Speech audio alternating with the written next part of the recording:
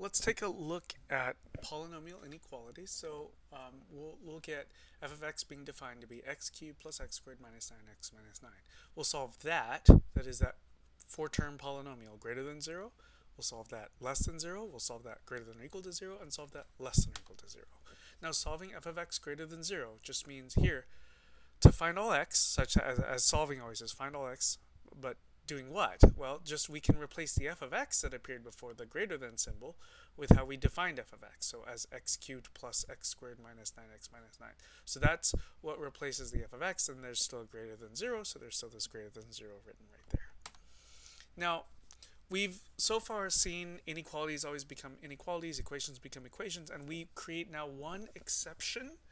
For polynomial inequalities, we will start with the equation and then we go back to the inequality, and it's just because polynomial inequalities have just that much going on. So even though we are supposed to look at this inequality here, we're going to just look at the equation for a moment because we can factor by grouping, factor further, apply the zero product property. And that's really the key, is that the zero product property only applies to equations. So we needed an equal sign here in order to break this into three separate equations. We could not be doing this with the inequality. So now these three x values, namely -3, 3, and -1, those are the three x values for which f of x is equal to 0. We drew a picture here. These three locations are where f of x is 0. So what happens in between? Like what happens between -3 and -1? What happens when x is an x value between -1 and +3? For that matter, what happens for x values bigger than 3? And what happens for x values that are smaller than -3? So we have these several different intervals that we need to check what happens. And so at these 3 points above, again, we have a picture of where f of x is equal to 0, and we have f of x written in its factored form up here. So these three breakpoints create these four separate intervals, which we've listed here. Now there's no union symbol, because union would be if we're reporting a final answer. We're just going to draw a chart and talk about what happens for an x, what happens, say, to this first factor, x plus 3. When you pick an x value that's between -infinity and -3. Maybe you pick x equals -10. So then -3 plus 10 is -7. So we put a minus sign here for that. Then pick an x value between -3 and -1. The most typical choice would be -2 for x. And if you plug in -2, you have -2 plus 3, which is +1. So we'll put a plus sign there. Now pick an x value between -1 and +3. Maybe we'll pick x equals 1. 1 plus 3 is 4. Since 4 is positive, we put a plus sign here. Now pick x to be in the interval between 3 and infinity. So maybe you pick x equals 10. 10 plus 3 is 13, which is positive, so we put a plus sign here. Same deal. Now let's pick an x value again between -infinity and -3. Maybe we pick x equals -10. -10 plugged in for x. -10 plus 1 is -9. So that's -9 is negative, so there's a minus sign here. Pick x to be a number between -3 and -1. Most likely you'll pick x as -2. So then -2 plus 1 simplifies to -1, which is negative. Now pick x to be a number between -1 and +3. Maybe we pick x equals 1. So then 1 plus 1 is equal to 2, which is positive. And now pick x to be a number bigger than 3, such as maybe we pick x equals 9. And then 9 plus 1 is 10, which is positive. Let's look at the other factor. Sorry, these are not in order, but that's okay. X minus 3 is the other factor we need to look at. And let's pick an x value first between -infinity and -3. Maybe you pick x as -10, so then -10 minus 3 is -13. -13 is negative. We have a minus sign here. Pick an x value between -3 and -1. Again, most likely you'll pick x equals -2. So then -2 minus 3 is -5. That's a minus, so we record a minus sign here. Pick an x value between -1 and +3. Maybe we'll pick x equals, let's just say 1. Okay, pick x as 1. And we don't put a plus sign here because x is 1. Okay, 1 is a positive number, but that's not what we need to do. Take the number 1 that we chose. Go over here, plug in 1 for the x. So you have 1 minus 3, which is -2.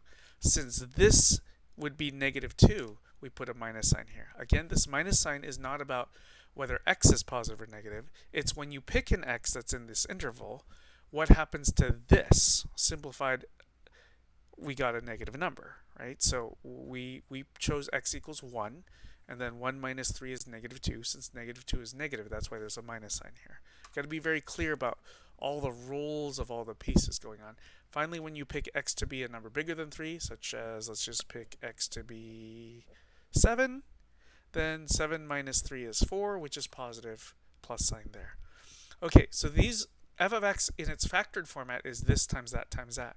So we've got x plus 3 times x plus 1 times x minus 3. And so in this first interval, from negative infinity to negative 3, we could pick a specific x value again, but it's going to work out the same. You're always going to be multiplying a negative times a negative times a negative, so that's going to be negative.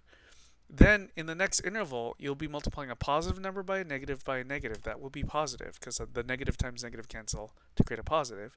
Then in the next interval, you have a positive times a negative, which is negative. And in the final interval, if you pick any x value bigger than 3, we spot checked with several different x values here. The first, this x plus 3 factor will always be positive, then the x plus 1 factor would be positive, and the x minus 3 factor would be a positive. So positive times positive times positive is positive.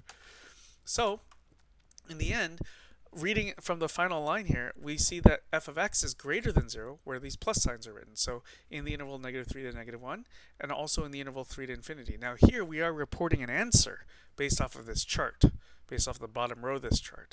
The bottom row is built off of the multiplying of these plus and minus signs within the columns. So, this is actually providing an answer, which is why there's finally a union sign here. There's no union symbols up here. F of x is less than 0 in this interval, so where the minus sign and the minus sign are. So we copy this interval, copy that interval down here with a union symbol in between. Now what about when f of x is greater than or equal to 0? What we just need to do really is include all the x values we had before and also any x values where f of x was equal to 0, and we have that info here. So we need to now include negative 3, include negative 1, include 3, and that's why there's brackets. What about f of x less than or equal to 0? We'll take the x values from f of x is less than 0 from here.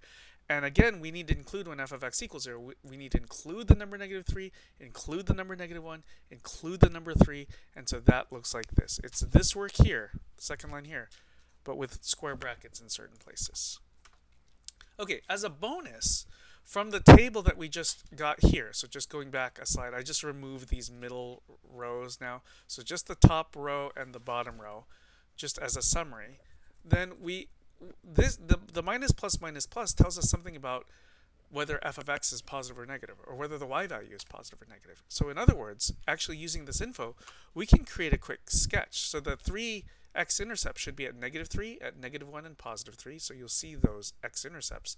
But then the part of the graph where the x values are to the left of negative 3. So from negative infinity to negative 3, this minus means that the y values are negative. So that's why you have the graph drawn down here. Down here is where y is negative. When x is between negative 3 and negative 1, this plus for f of x is a plus for y. The y values should be positive, and that's why you see the graph up here hanging out above the x-axis. Then when x is between negative 1 and 3, you see the graph down here because of the minus sign here says that the graph should be below the x-axis because the y-coordinates are negative. Finally, when x is bigger than 3, this plus sign is saying that y is positive. So when x is between 3 and infinity, y is bigger than 0, and y is bigger than 0, so the graph is drawn this way. So you don't have to worry about how much higher or how much lower, but just in general shape, you need to get a thing that looks like this. Now earlier, we had f of x, not in this factored form, but we had f of x written in an unfactored form greater than 0. Now, while this is fine, you cannot apply the zero product property to inequalities, so this could not become x plus 3 greater than 0, or x plus 1 greater than 0, or x minus 3 greater than 0. For polynomial inequalities, we actually solve the equation first because the equation is where you can use the zero product property. And then based on that, you build this sign chart like the thing we had here, and looking at each interval separately.